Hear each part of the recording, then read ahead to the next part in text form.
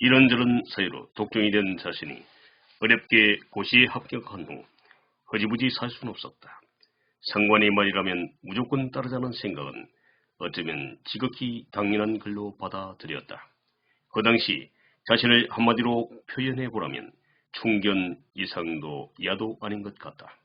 물론 극단적인 표현이지만 주인이 물어 하고 명령이 떨어지면 자신의 존재 따윈 초기라도 같이 버릴 각오로 불구덩이라도 뛰어들 마음의 준비가 항상 되어 있었다. 아무튼 그런 각오로 몇 개월째 지속되던 어느 날이었다. 한 번은 학수가 그를 개인적인 장소로 불러내었다. 박금사, 여태껏 쭉 지켜보았는데 자넨 자존심도 없어. 아니, 무슨 말씀이신지. 박금사, 자넨 검찰이 생명처럼 여겨야 할 본연의 자세가 뭐라고 생각하나? 성명하복으로 알고 있습니다. 전 위에서 지시하면 어떤 일이든 할 각오가 되어 있습니다. 원영은 학수도 검찰이라 그런 답변이 당연한 걸로 여기리라 생각했다. 아니긴 해도 이곳에 입문하고 나서 그 말은 귀에 딱지가 않도록 들어와 거의 세뇌되다시피 하고 있던 기본이자 철칙이었다. 아니야. 그런 생각으로 앞으로 이 험난한 검찰 생활을 하려면 자네가 한창 잘못 생각하고 있어. 난 검찰, 아니 법관이라면 가장 중요하게 여길 원칙이 소신이라고 생각해. 소신이라면 자네는 되지도 않은 고집이라고 생각할지 모르지만 그건 오산이야. 난 흔히들 말하는 법관의 양심이라고 생각해. 그래서 선배님은 검찰 내에서도 이단하라고 손가락질 받고 있습니까? 순간 불쑥 그런 말에 내뱉을 뻔했다. 사실 여러 통로로 검찰 내의 학수의 돌출 행동이 자신의 귀에도 들어온 적이 여러 번 있었던 터였다. 하지만 그 당시 자신은 이런저런 이유로 감싸주고 싶었는데 막상 이렇게 부딪히고 보니 이해보다는 반감이 먼저 들고 일어났다. 얼마 전 맡았던 김기림 씨 건 말이야. 네. 김기림 씨라면 어차에서는 알아주는 민주지사야. 근데 그 사람을 상관의 지시라 해서 굳이 구속 수사할 필요까지 있었나? 아니, 장 검사님, 그건 제 소관이 아니란 걸 선배님도 잘 아시지 않습니까? 자네 지금 소관이라 했는데 나라면 그렇게 하지 않겠어. 그가 어떤 사람인 줄 알만한 사람은 다 알고 있는데 불구속 입건으로 얼마든지 조사가 가능했던 일을 상관의 지시를 하고 무조건 따랐다는 그 말이 난 마음에 안 들어. 이후에 학수와 원영은 시시콜콜한 부분까지 고여가기 시작했다.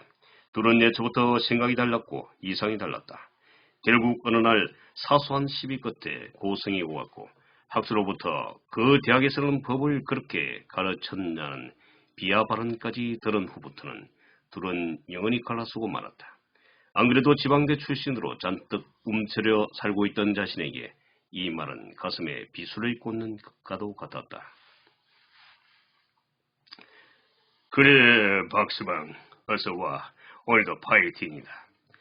장인어른이 사무실로 들어서던 온이에게 손을 번쩍 들어 올리며 반겼다.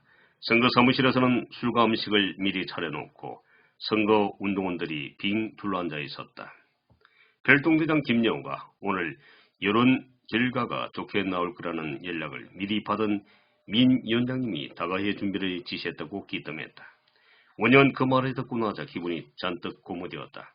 사실 명가 학수에 관한 일을 장인어로부터 맨 처음 제안받았을 때 그래도 가슴속에 일말의 죄책감이 있어 망설여졌다. 하지만 그 일을 퍼뜨리지 않으면 뒤집기는 영원히 어려울 거라는 장인의 말에 굴복하고 결국 김용호에게 대대적으로 홍보하라는 지시를 내렸던 자신이었다. 장학수의 진영에서 방해꾼 노릇이나 하던 별동대장 김용호는 이에 시나 대원들과 함께 유시의 현장을 돌며 듣기에 민망할 정도로 명과 학수관계를 악의에 가득 찬 내용으로 부풀려 흑색선전을 퍼뜨렸다. 일단은 성공이었다.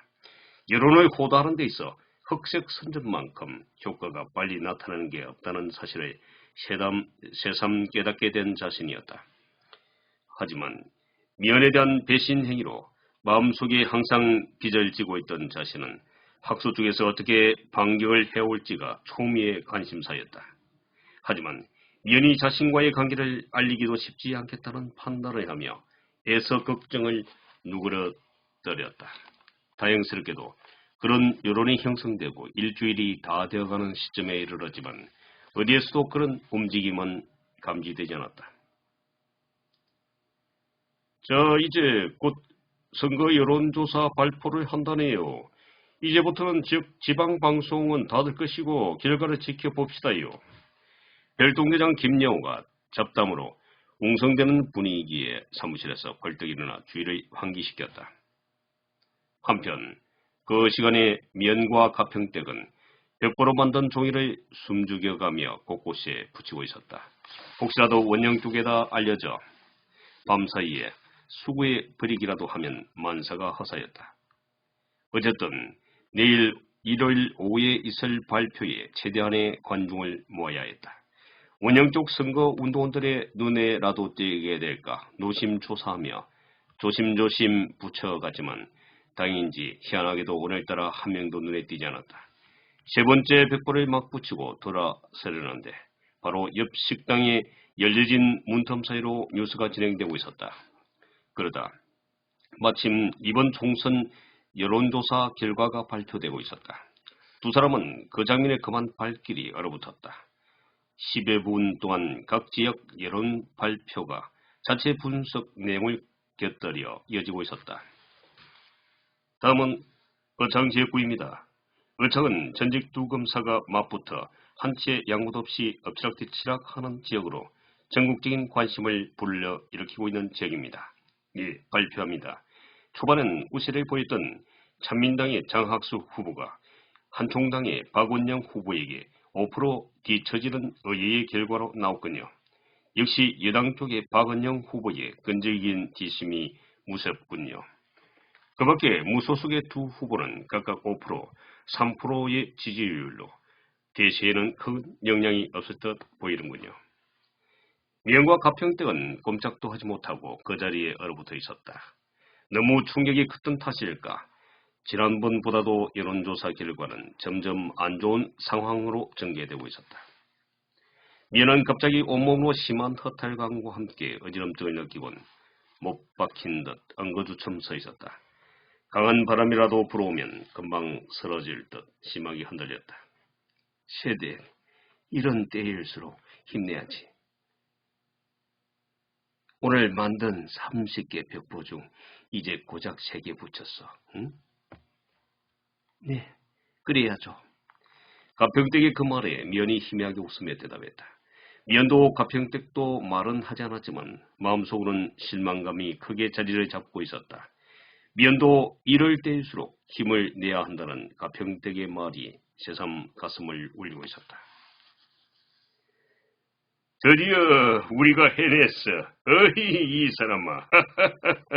내 전에도 장담하지 않던가. 두고 보라고.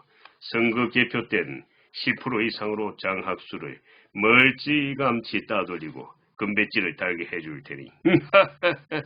이 사람 박의원 미리 축하하네. 민세춘이 운영에게 손을 내밀며 악수를 청했다. 사무실은 온통 박수 소리에 뒤섞여 급격하게 축제 분위기로 변해갔다. 자, 오늘은 그동안 고생들 했으니 마음껏 한잔들 하자고. 이제 고작 8정 남짓 남았으니 제 아무리 장학수라도 그시에 따라올 수 있겠는가. 민세춘이 기분이 좋아 웃으며 크게 소리쳤다. 그 말에 여기저기서 함성과 함께 요란스럽게 박수를 쳐댔다. 박원영! 박원영!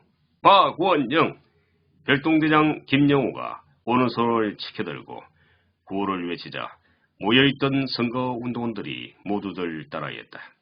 이런 모습에 감동한 원영이 잔을 치켜들었다. 정말 감사합니다. 이 모든 것이 여러분 덕분입니다. 자, 제가 금비 제의를 하겠습니다. 승리의 그날을 위하여! 여여! 네, 오늘은 여기까지입니다. 다음을 기대해 주십시오. 오늘도 내용이 좋다면 좋아요와 구독을 부탁드립니다. 좋은 하루 되세요. 감사합니다.